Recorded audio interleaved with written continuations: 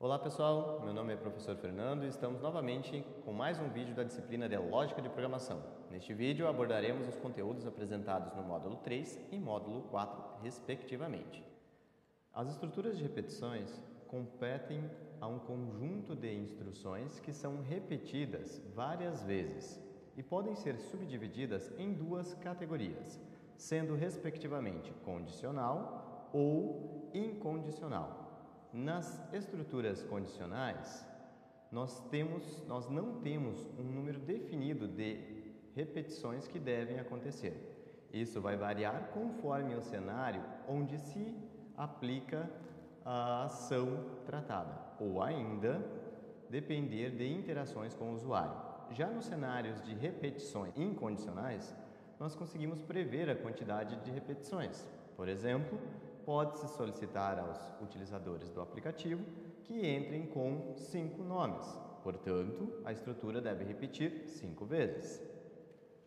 Dentre as estruturas disponíveis para nós no Portugal, nós trabalhamos respectivamente com o para faça, que é a única estrutura incondicional. Nessa estrutura, nós definimos a quantidade de vezes onde nós teremos interações no laço, de modo a sempre determinar uma variável que receberá uma condição inicial e um limite para a execução.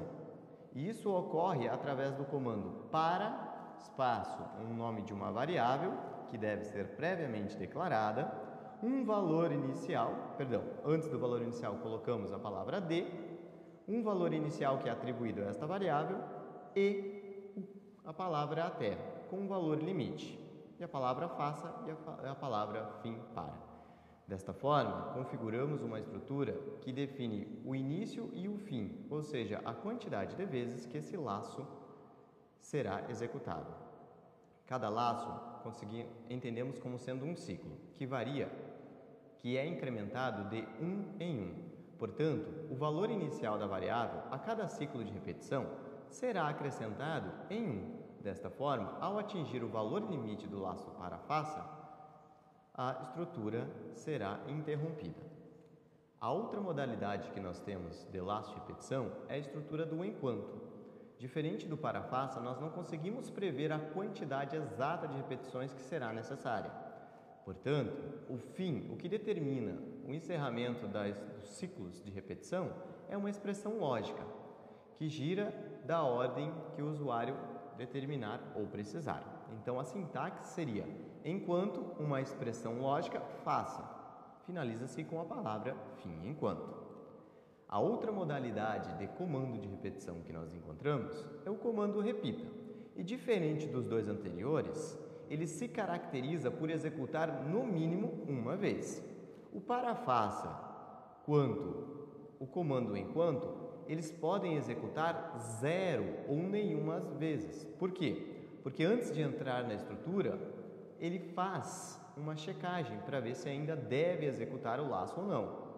Já no comando repita, ele sempre executará ao menos uma vez. E essa checagem, para verificar se o laço se repetirá ou não, é dada ao final da estrutura. Para sua sintaxe, encontramos: repita, o conjunto de instruções que nós vamos tratar, a palavra até e uma expressão condicional que define o limite da estrutura de repetição. Agora ainda falaremos sobre estruturas de dados homogêneas. Quando nós falamos em estruturas de dados homogêneas, na verdade nós estamos falando de informações que são armazenadas em variáveis. Até então, nós tínhamos visto que toda e qualquer informação que era previsto ser necessária armazenar durante a execução das nossas aplicações sempre eram armazenadas em variáveis distintas. No entanto, agora nós nos deparamos com uma situação onde eu tenho uma estrutura que pode armazenar mais de um valor ao mesmo tempo. No entanto, que contenham sempre o mesmo tipo de dado. Uma analogia bastante interessante que pode ser feita é com relação à caixa de ovo. A caixa de ovo ela equivale a uma variável da nossa aplicação. E os ovos em si são informações. O que nós percebemos nessa estrutura é que a caixa ela tem um número específico de posições. Número este que define a quantidade de informações que devem ser armazenadas. No caso da caixa de ovo, por exemplo, nós temos um valor máximo de 12 unidades e ainda destacamos que somente ovos podem ser armazenados ali dentro. E é nesta ideia que gira a estrutura de dados homogêneos, certo? Então, quando a gente fala em estrutura de dados homogênea, a gente remete sempre a vetores ou arrays, que são variáveis que armazenam mais de uma informação ao mesmo tempo. Pois bem, podemos observar que na imagem nós temos 3 arrays aqui, 3 vetores, ambos com 6 posições. O primeiro está vazio, o segundo encontram-se informações referentes a nomes de frutas, ou seja, informações textuais, e o terceiro vetor nada mais é do que o vetor anterior, apenas com alguma indicação de posição. Isso ocorre porque toda a estrutura de vetor ela é sempre indexada, ou seja, ela recebe um algarismo que indica a posição onde se encontra a informação, começando este algarismo sempre no dígito 1. Portanto, podemos observar que para pegar a primeira informação contida na posição 1 do nosso array de frutas, nós fazemos referência ao dígito 1, o qual nos retorna o valor banana. Ao mesmo tempo, se fizermos menção à posição 5, nós vamos retornar como resultado, neste caso, a palavra goiaba. Ainda sobre a estrutura homogênea, existe uma variação de informação, no sentido de, ao invés de nós termos apenas um array, é possível nós compormos camadas de arrays. E essas camadas nós damos os nomes de matrizes. As matrizes são compostas por linhas e colunas. E na junção entre uma linha e uma coluna, nós sempre vamos ter uma unidade denominada célula.